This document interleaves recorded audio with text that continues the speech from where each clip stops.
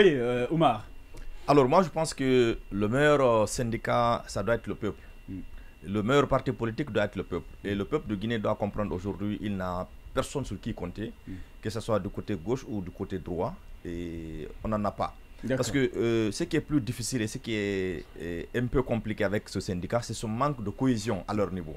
Parce que quand le syndicat, au-delà de déclarations, vous observez un peu comment ça évolue, vous sentez qu'il y a une division interne qui ne facilite pas souvent le combat. Il vous souviendra avec le cas de SLEG, d'Abouakar Silla, qui avait pu quand même fédérer, Abouakar Souma, qui avait pu fédérer un certain nombre de syndicalistes autour de SLEG. Il y a eu des infiltrations. On se rappelle de l'histoire de Omar Tunkara et M. Bretton Woods qui parlait, qui était vraiment là, qui haranguait. Vous comprenez? Maintenant, c'est allé jusqu'à un certain niveau où on dit que moi, je ne peux pas abandonner mon ami Sekou, qui est directeur de Dioma aujourd'hui, même si je dois défendre les syndicats. Il y a eu des gens qui ont demandé des maisons. Il y a des syndicats même qui vont autour de la table de négociation avec des CV de leurs femmes. Il y a des syndicats qui vont pour demander des passeports diplomatiques, qui demandent des primes internes ou tel ne devrait pas savoir. En fait, c'est devenu tellement politique et des questions d'intérêt personnel qu'il est très difficile aujourd'hui de penser qu'on peut réellement compter sur le syndicat.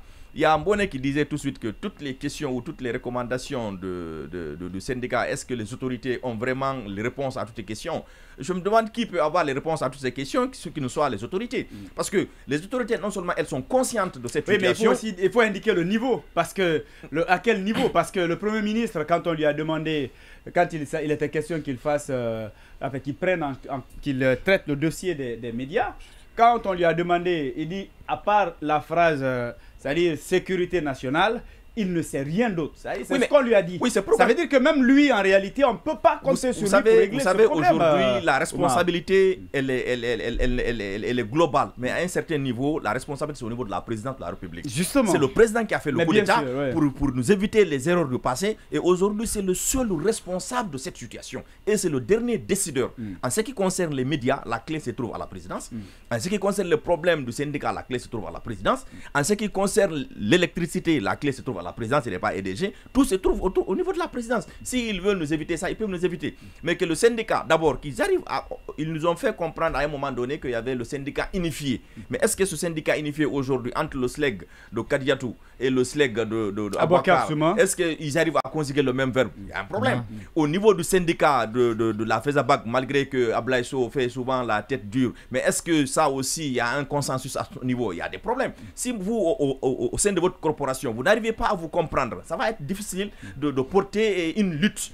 Sauf que cette fois-ci, on va dire c'est un mouvement d'ensemble. C'est ce qu'on voudrait. On ne tient pas compte de ces... Chacun se retrouve et puis... C'est ce qu'on voudrait. Et vous savez que le plus grand problème des médias ce que nous sommes en train de vivre ici, c'est ceux qui vont aller négocier avec ces autorités-là. La plupart certains responsables des médias ou certains journalistes sont accommodants malgré qu'ils sont en train de vivre autre chose là, mais ils vont rencontrer ces autorités-là pour bénéficier des privilèges. On apprend qu'il y en a ils vont effectivement, et qui sont pas avec le mouvement syndical, c'est comme ça. Quand un syndicat vient pour négocier, vous savez que vous dites, bon ok, vous n'allez pas me prendre, mais il y a ma femme qui est à la maison, vous allez prendre ma femme dans tel département. Ok, ça va se passer comme ça. J'ai besoin de 2 parcelles à Koya, j'ai besoin de 2 parcelles à Kouria. Vous pensez que ça va donner de crédibilité? Et c'est ce qui affaiblit aujourd'hui le syndicat. Si c'est bon de rappeler qu'il y a eu des illustres syndicats qui sont vraiment illustrés positivement, mais il faut rappeler encore qu'il y a des brebis au contraire, il y a certains qui ont préféré se beurrer que de défendre l'intérêt national.